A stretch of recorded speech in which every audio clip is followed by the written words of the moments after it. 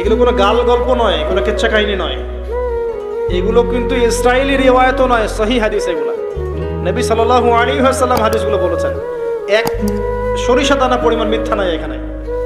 এখান থেকে বলতে যাচ্ছিলাম, দোয়া কবুলের অন্যতম একটা উপায় হচ্ছে আপনি কোনো ভালো কাজ করেন গোপনে, যেটা আল্লাহ ছাড়া কেউ জানে না, ওর ওসিলা করে আপনি আল্লাহর কাছে যান, দোয়া কবুল হবে ইনশাআল্লাহ। আরেকটা অপশন হচ্ছে আল্লাহ পাকের যে নাম এবং সিফতগুলো আছে এগুলোকে ওসিলা করে দোয়া করা।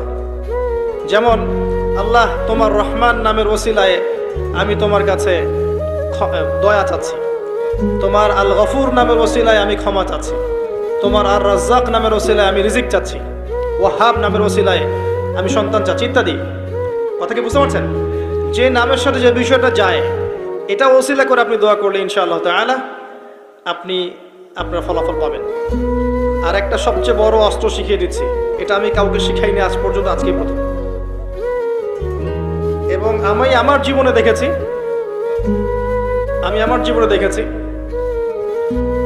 এই ওসিলা করে যা চেয়েছি পাইনি এমন কোনোদিনও যায় নাই, আলহামদুলিল্লাহ।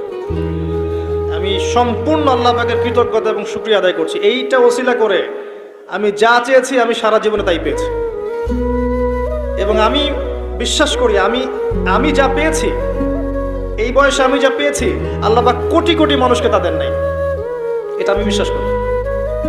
এই বয়সে আমি যা পেয়েছি আল্লাহ পাক আমাকে যা দিয়েছেন, যত দিয়েছেন, কোটি কোটি মানুষকে আল্লাহ পাক তা দেন নাই,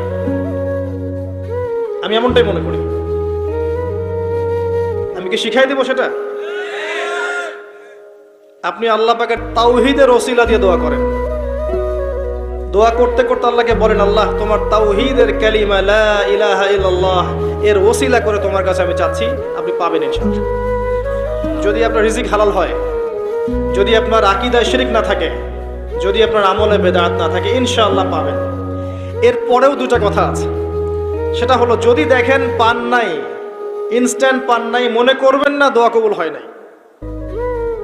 এমনও দোয়া আছে যে আমি 10 বছর থেকে করছি এখনো পাইনি।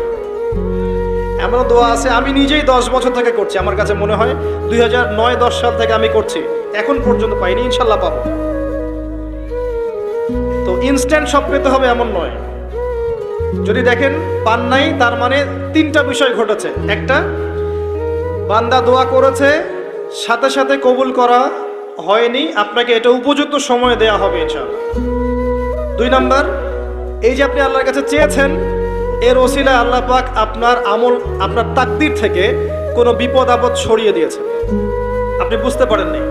আপনি দোয়া করেছেন, হয়তো মনে হচ্ছে আপনি পান নাই, কিন্তু এর ওসিলায় আল্লাহ পাক আপনার তাকদীর থেকে কোনো বিপদকে মিটিয়ে দিয়েছেন, আপনি বুঝতে পারেননি। আরেকটা হচ্ছে, দুটার কোনোটাই হয়নি, কিন্তু পরকালে কিয়ামতের মাঠে আল্লাহ আপনাকে দিবেন জন্য জমা রেখেছেন।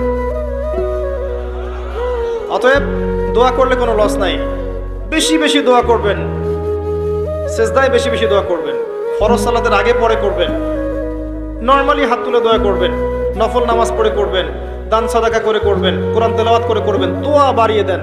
আত্মশুদ্ধির কথা আমরা যে বলি না, কয়েকটা বিষয় জড়িত।